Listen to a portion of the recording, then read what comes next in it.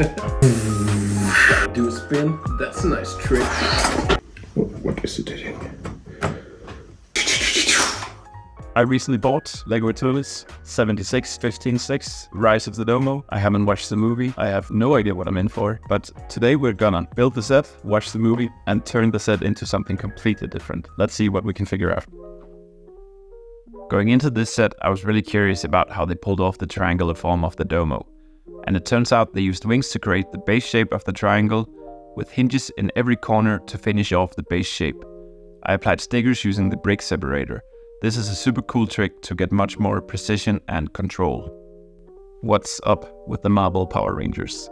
They all have unique colors. Hopefully, they'll have unique powers. But what they do have is unique names. All Greek inspired, I think. For example, this blonde lady is called Athena, like Athena, the goddess of wisdom and warfare.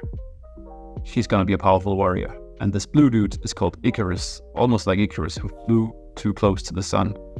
So my blue dude, it's gonna get burned. Let's see. One thing you cannot dispute about this set is how playful it is.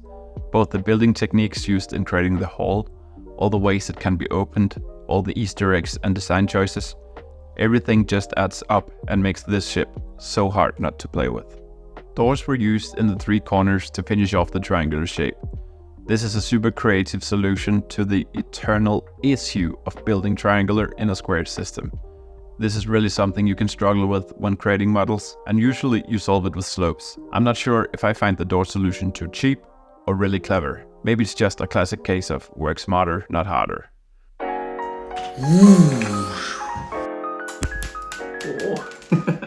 Check out this spaceship. This is not Rise of the Domo. This is Rise of the Dorito. It's actually a really, really cool spaceship. It has so many features. It can be opened anywhere. There are a ton of Easter eggs in here, I assume. I haven't watched the movie yet, so I don't know. I have so many questions. There's a karaoke machine in the spaceship. Can't wait to see what the heck is that about. There's this guy, I'm gonna take him out. This robot with roller skate eyes. Such a nice NPU for this guy. Let's get some dudes in here. Icarus, because he's the pilot. And this dude is Festus. He's hanging out down here by the coffee machine. Oh no, Cersei. And she kind of looks like Monica, so she should be cleaning somewhere. Usually this is a metal detector, but now it's a modern day vacuum cleaner. Macquarie. She's gonna go DJ by the robot. Oh, this dude looks angry. Druig, the Black Power Ranger. And Thena, apparently played by Angelina Jolie. She's gonna go take a nap. She looks tired.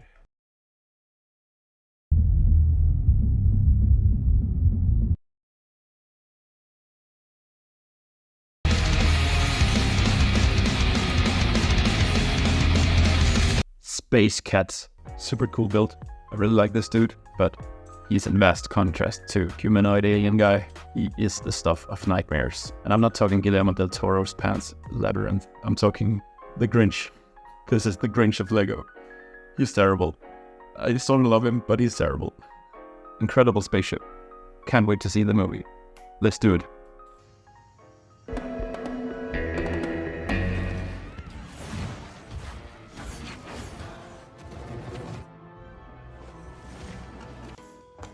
I might get lynched for this, but Marvel Eternals was actually a very entertaining movie for me. There were a few hiccups during the way, and the Grinch was just as bad in the movie as he was in Lego. But in general, it's a recommendation for me. Now, let's turn the set into something different. Rasmus's lightning-fast prowess extends not only to building, but also to the art of disassembling Lego creations. He deconstructs elaborate structures at a speed so staggering that it almost appears as if the footage is being played in reverse. I'm in the midst of dismantling the spaceship. They've got a freaking coffee machine on this spaceship. It's brilliant. They've got a video game controller, and last but certainly not least, a crowbar and an umbrella. They thought of everything. First thing I like to do when turning an official Lego set into a MOC is sort out the different bricks into types. Basic bricks, snot pieces, tiles, printed tiles, etc. After this, I like to take a look if anything stands out to me. This set really presents itself with a ton of opportunity, seeing as there are so many cool bricks. I have this round printed tile. I can do so much cool stuff with this. I think I'm gonna create some sort of mythical creature with the round shapes, but let's get to work and see what we can figure out. When starting out on a MOC, especially one with pieces limited to one set, it's really hard to know where you're going. And what I like to do is just start messing around with ideas, see where the bricks gets me, have some fun. And going into this MOC, I actually thought I was building a giant space snail and a Moctopus. But my Moctopus turned into a dragon quite fast. And I was happy with it. It turned out super well. Another super important thing is, and I'm not very good at doing this myself, but you need to be able to build something that's structural sound. The model will crumble in your hands. And during the birth of Dragon, I think he returned to his brick form twice, maybe even thrice. When building these kind of limited MOCs, you don't get a choice on colors. And this played out to my advantage on Dragon. The grey base with the blue and red nose turned out really cool. Also, the lines and the curves from the printed tiles, it's super good. I've been messing around with a few ideas, and I eventually settled on building this dragon. It has some nice NPUs. I used fireballs for eyes and swords and blades for a mustache. It also has some nice building techniques going on inside of it. I used ball joints and hinges, so I was able to build in almost any direction. It's not quite finished though, so I'm gonna get started on the underpart of the mouth and see where it brings us. Let's do it. I used technique beams and pins from the doors of the Dorito to attach the jaw of the dragon. And I was so grateful for having these pieces. Without them, I wouldn't have the same movability and he would be far from a structural sound. I started working on the undermouth of the dragon and I realized I had a lot of red slopes and they would be perfect to add a tongue to the dragon. So now the dragon is a little bit more derpy, but he's adorable. I used the green slopes on the inside of the mouth to create some contrast to his face, and I ended up being very happy with the bricks I had for this build. Throughout, I got super inspired by my selection. Because I used technique beams to attach the jaw, I was able to build in opposite directions on the jaw.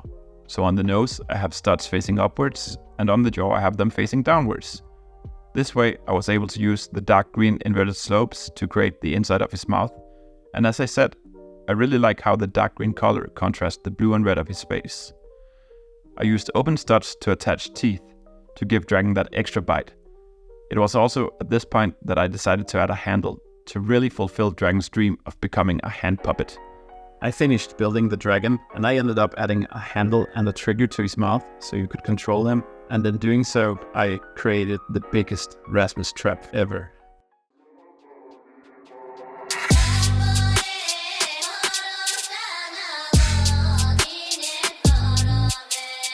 I've been playing around with this guy for maybe half an hour now, and he is my favorite toy. The fact that you can control him and talk with him is super cool. And I think my favorite detail is the tongue. The fact that you can turn the tongue sideways and out the side of the mouth just adds some much needed derpiness to him. Super cool. I had so much fun both building the original set, huge recommendation for me. Also watching the movie, slight recommendation for me. I was expecting a bad Marvel movie, but I got a mediocre to good Marvel movie. Maybe because I was hyped about the Lego set, maybe.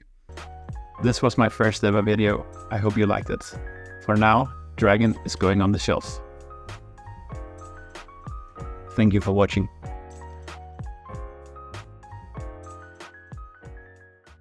What have you been feeding me?